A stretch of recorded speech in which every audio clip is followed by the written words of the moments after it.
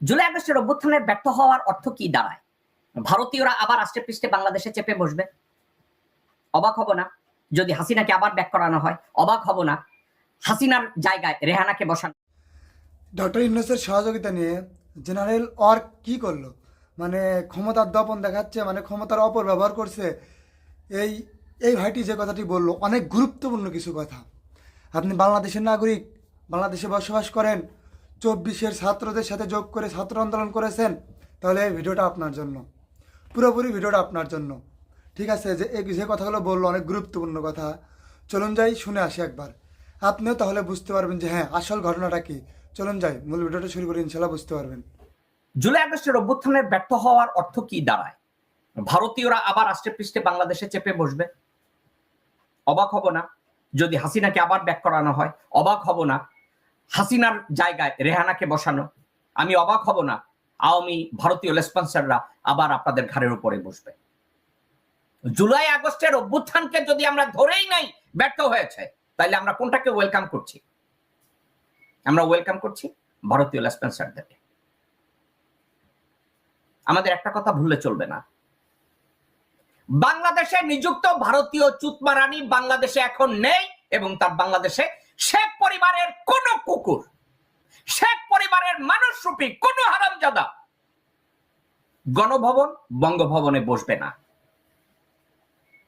It should be hour mindset.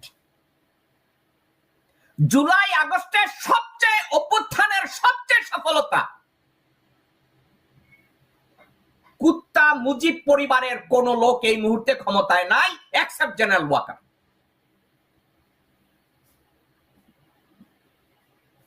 যদি মুজিব পরিবারের প্রত্যেকটা হারামজাদাকে বাংলাদেশ থেকে তাড়ানো হয়, আমি মনে করি জুলাই আগস্টের অভ্যুত্থান 75% সাকসেসফুল। নাম্বার 2, এখন আছে জেনারেল ওয়াকার। জেনারেল ওয়াকার নৌবাহিনীর প্রধান, বিমান বাহিনীর প্রধান, এদের নামও আমি জানি না, জানলেও আমার মনে রাখার মতো ইচ্ছা নাই। এই 3 কুতুবকে ক্ষমতায় রেখে জুলাই আগস্ট অভ্যুত্থানের যে অর্জন, এই অর্জনে সফলতা আসবে না। আমি প্রথমেই বলেছি, এই অভ্যুত্থানকে সফল করার মূল চাবিকাঠি হবে ছাত্র এবং জনতাকে রাস্তার দখল রাখতে হবে। এই কথাটা আমি সবসময় বলেছি।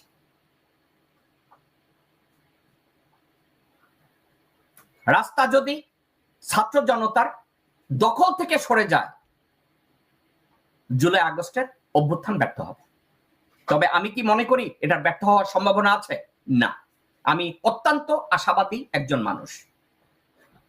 আপনাদেরকে আমি একটা কথাই বলে রাখি, বাংলাদেশে এমন কোন ব্যক্তি বা এমন কোন রাজনৈতিক দল নাই যারা বলবে বাংলাদেশের অর্থনৈতিক অবকাঠামোকে পিঠে করে সামনে এগিয়ে নিয়ে যেতে পারবে বাংলাদেশের উন্নয়নের জন্য, পরিবর্তনের জন্য, রিফর্মের জন্য। আমি যদি আপনাদের কথা ধরেও নেই জুলাই আগস্টের অভ্যুত্থান ব্যর্থ হয়েছে, আমি যদি এটা ধরেও নেই, আমি তারপরেও আপনাদেরকে বলবো বাংলাদেশের ব্যাংকগুলো এখনো খোলা আছে। বাংলাদেশের ব্যাংকে এখনো আপনারা চেক জমা দিলে ওই টাকাটা আপনারা ফেরত পান। বাংলাদেশের সরকারি কর্মচারীরা এখনো বেতন পায়। বাংলাদেশের ইমার্জেন্সি আমদানির জন্য যে খরচ, এই খরচটা পে করা হচ্ছে। বাংলাদেশ ব্যাংকে বৈদেশিক রিজার্ভ বাড়ছে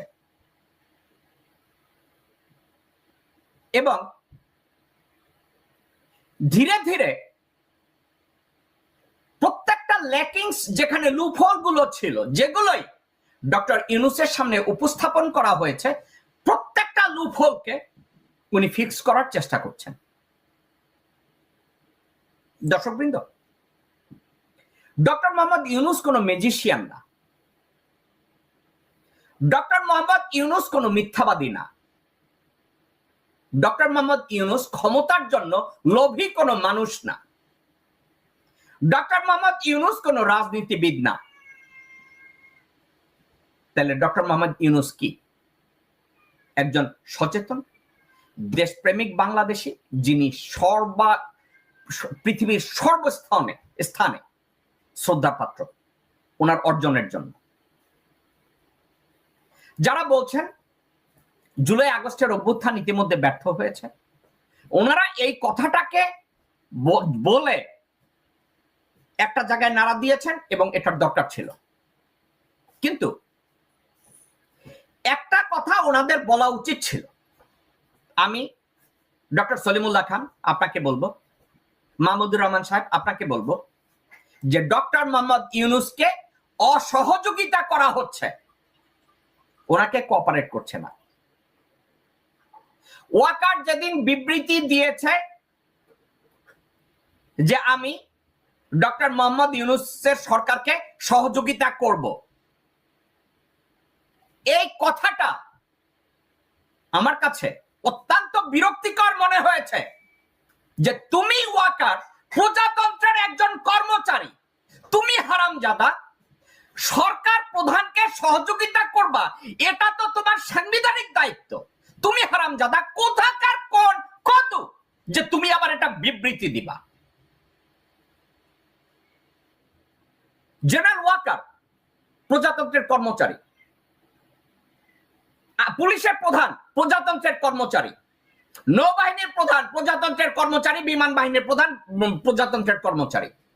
সাংবিধানিকভাবে তারা যদি সরকার প্রধানকে অসহযোগিতা করে, তাদের চাকরি ওই মুহূর্তে নট হয়ে যাওয়ার কথা। ওয়াকারের মতো হারামজাদা কি করে বলে সাংবাদিকদের সাথে আমি এই সরকারকে সহযোগিতা করব? তোমার কি এমন ক্ষমতা আছে যে তুমি এই সরকারকে অসহযোগিতা করবা? হু আর ইউ? ডক্টর জেনারেল ওয়াকারের মতো লোক সাহস পায় কি করে যে সে বলে আমি সহযোগিতা করব? General Waker, do you have that option not to cooperate with doctor Mohammad Yunus? Do you have that? আমি বলবো ডক্টর মোহাম্মদ ইউনুস যদি পারে 6 মাসে ক্ষমতা ছেড়ে দিবে। ডক্টর মোহাম্মদ ইউনুস যদি পারে 1 বছরে ক্ষমতা ছেড়ে দিবে। ডক্টর মোহাম্মদ ইউনুস যদি বলে আমি 4 মাসের মধ্যে নির্বাচন দিয়ে ক্ষমতা ছেড়ে দেবো, let him do it by his choice. Who are you to manipulate? আশা করছি পুরো ভিডিওটা দেখছেন এবং বুঝছেন যে হ্যাঁ আসল ঘটনাটা কি। অনেক গুরুত্বপূর্ণ কিন্তু অনেক কথা বললো। যদি আমার চ্যানেলে নতুন হয়ে থাকেন অবশ্যই চ্যানেলটা সাবস্ক্রাইব করে যাবেন। সবাইকে ধন্যবাদ।